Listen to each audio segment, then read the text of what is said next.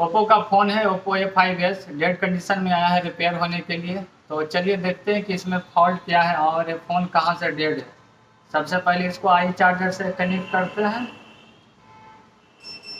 देखिए चार्जिंग में लगाने के बाद भी डिस्प्ले पे कुछ शो नहीं कर रहा है।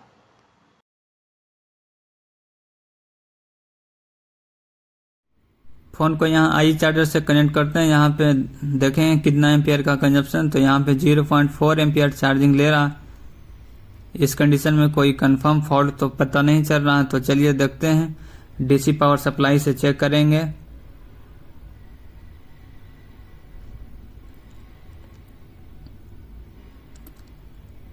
डीसी पावर सप्लाई से ऑटो एम्पियर लेता है तो फ़ोन में कहीं शॉर्टिंग है, लेकिन यहाँ कोई ऑटो एम्पियर नहीं है। पावर की प्रेस करने पे यहाँ पे रीडिंग 0 से 20 मिली एम्पियर के बीच में फ्लक्चुएशन है। तो इस केस को लो बूटिंग कहते हैं।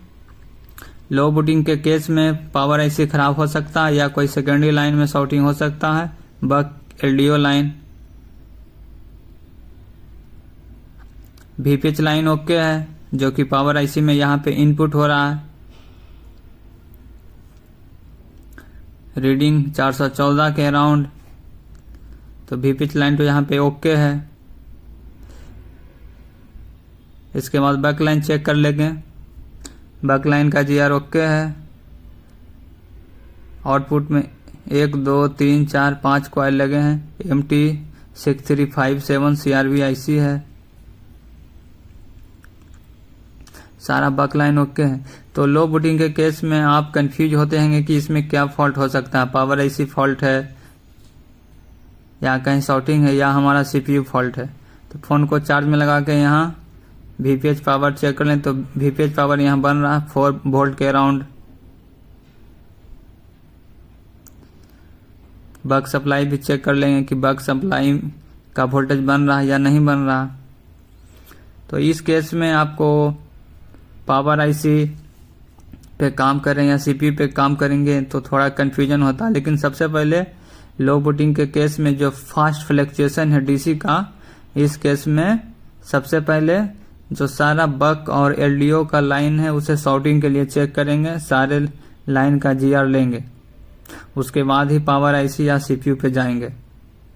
99% केस में कोई एलडीओ लाइन आपको शॉर्ट मिलेगा।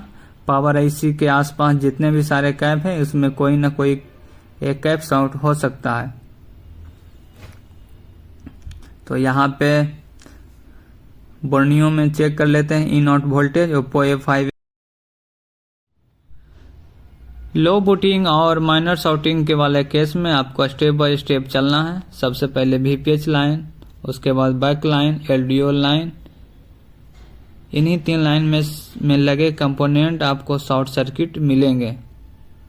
तो चलिए यहाँ पे VS1, VIO 1.8, VRF 1.8, इतने सारे वोल्टेजेज पावर आईसी के से आउटपुट हो रहे हैं।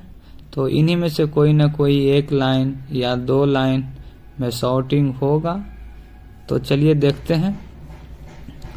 पावर आईसी के आसपास वाले सारे कैप का जीआर लेंगे।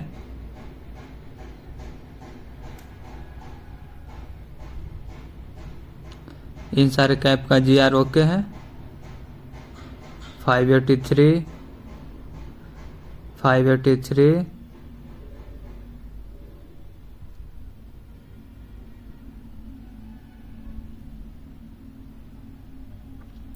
527, वन साइड 0, दूसरे साइड 549।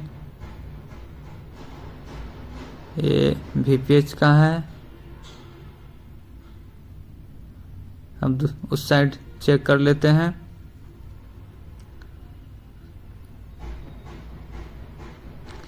जीरो 630,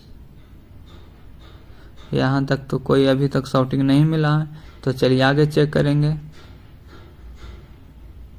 0 0, एक कैप हमारा दोनों साइड से शॉर्ट है, तो यहाँ पे शॉर्टिंग मिल चुका है। तो इस कैप को रिमूव करेंगे और उसके बाद देखते हैं कि क्या शॉर्टिंग हटा है या नहीं हटा। अगर शॉर्टिंग नहीं हटता तो पावर आईसी को रिप्लेस करेंगे।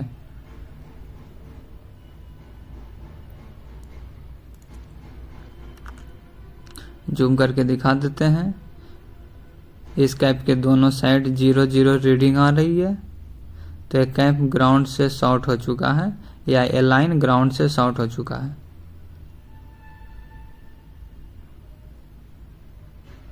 यहाँ पे ट्यूजर से ही हटाना है, क्योंकि हॉट गन से हटाने में पावर आईसी में हीट लग गया, तो फिर आप पावर आईसी को फिर से रिवॉल्व करना पड़ेगा। वन साइड 0, दूसरे साइड 504। तो यहाँ पे शॉर्टिंग हट चुका है। तो लो बूटिंग के केस में आपने देखा कि कैसे रिपेयर करते हैं।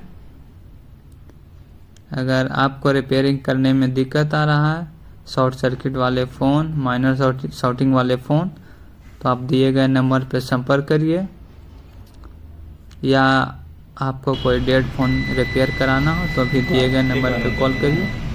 यहाँ पे कैपेसिटर चेक करा देते हैं, बीप कंडीशन में है।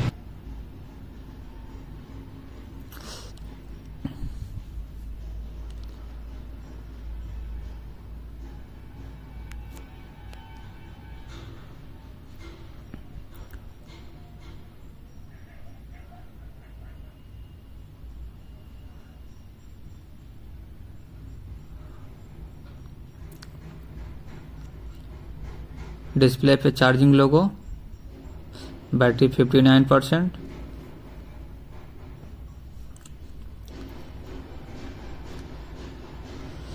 चार्जिंग एम्पियर 1 एम्पियर है। फ़ोन को ऑन करते हैं।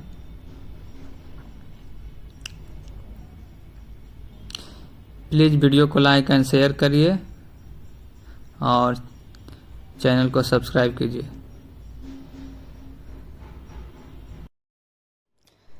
डेड फ़ोन रिपेयर करना सबसे आसान है। आपको जानकारी होनी चाहिए कि कौन से कंपोनेंट पे कितनी वैल्यू आएगी, कौन सा कंपोनेंट शॉर्ट है, चेक करना आना चाहिए। प्लीज़ वीडियो को लाइक एंड शेयर करिए।